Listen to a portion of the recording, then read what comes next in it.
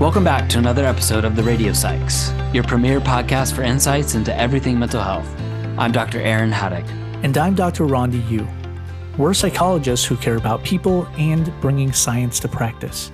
And we're so glad to have you join us. Please note that the information shared in this episode is solely intended for informational and entertainment purposes only and is not a substitute for professional medical or mental health advice, diagnosis, or treatment. Today's topic is empathy and your mental health, part 2. Welcome back to another episode about empathy and your mental health. Rondi, I thought you scrapped the empathy GPS idea and threw out your prototype. Wait, did you fish it out of the garbage and turn it back on? No. So, it wasn't you that brought it back in here? No. I came back to provide you with emotional guidance. I'm scared. Just smile. It wants us to be happy. Come on already. No time to waste. Let's get this episode started. Okay, let's get started. Today, we're continuing our exploration into the intricate world of empathy and mental health. In our previous episode, we discussed the impact of empathy on our well-being. Today, we're moving forward to examine the ways we can cultivate empathy. That's right. But before we dive into how we cultivate empathy, let's go back to where we last left off and talk a bit more about the type of empathy we want to cultivate. Sounds good. In the second part of our last episode, we talked about the self-oriented perspective-taking type of empathy, the one that calls for a person to step into the shoes of another person, and how it's been linked to some negative effects. Yeah, taking on the emotional weight of someone else's experience might not only impact our ability to help, but could also increase our risk of experiencing distressing emotions. What's the alternative? Well, there's also the other-oriented perspective-taking type of empathy. This type of empathy involves imagining another person's perspective, reading their emotions, and understanding them more broadly, without internalizing their emotions and sharing the same emotional experience. Another term for this other-oriented response is compassion. What do you think, Aaron? Is there only one right type of empathy? No, it's not that simple.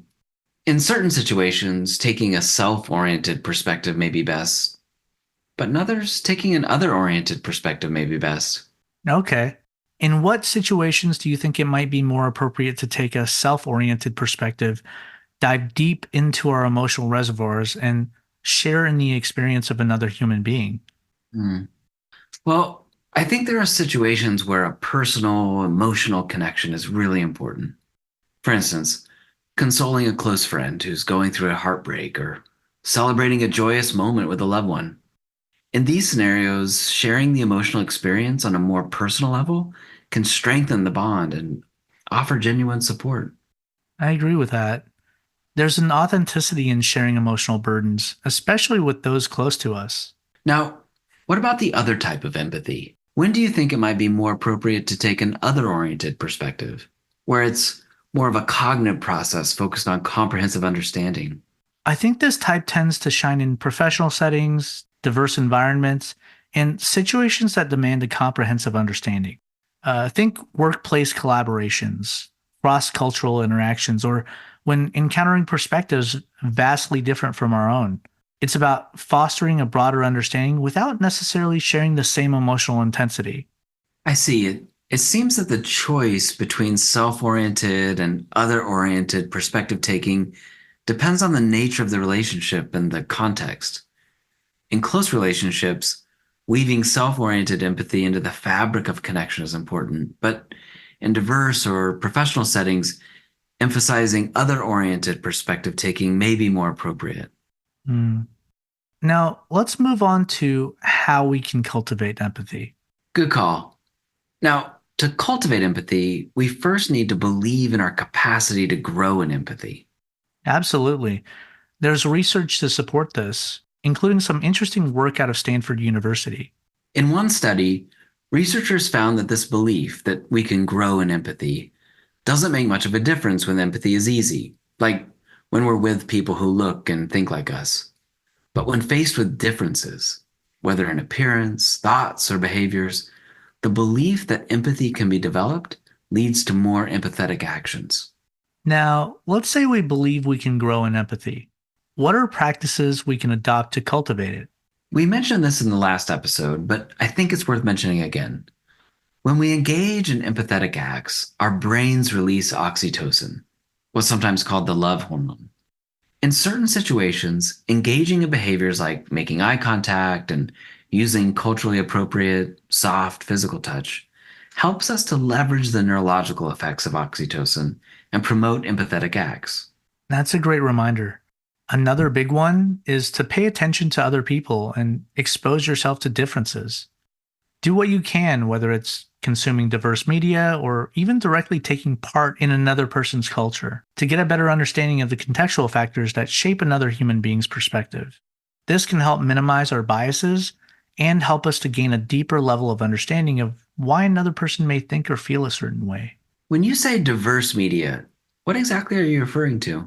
Oh, a wide range of content, actually, which can come from books, movies, TV shows, and other forms of media that represent a variety of perspectives, cultures, and experiences. Oh, okay. So doing things like reading books written by authors from different backgrounds, watching films with characters from various cultures or documentaries, or engaging with content that explores diverse themes and experiences? Exactly. I think it's worth noting, too, that a big piece of this is just being open to learning about other people's experiences and seeing that they're valid. So avoid assumptions and be curious. Ask questions and get to know people. Something else we can do to cultivate empathy is engage in the practice of identifying things we have in common with other people, rather than focusing on how we're different. When we focus on shared similarities, whether in beliefs, values, or experiences, it can enhance our sense of social connection and trigger pro social behaviors. Aaron, before we wrap this up, I think we should touch on one more point: the importance of understanding where we struggle to exhibit empathy. We all have areas where it's challenging to do empathy. That's so true. The recommendation here would be to take notice of where those challenging areas are, where you struggle to connect with others, and continue to try and relate to their experiences. This doesn't necessarily mean you'll agree with their view of the world, but you may develop a better understanding of why they see it the way they do. And that's a wrap for us today. We appreciate you joining us on our continued expedition into the world of empathy. Until next time, keep those minds inquisitive and your empathy levels up. That's right. Take care and be well, everybody. Take care and be well.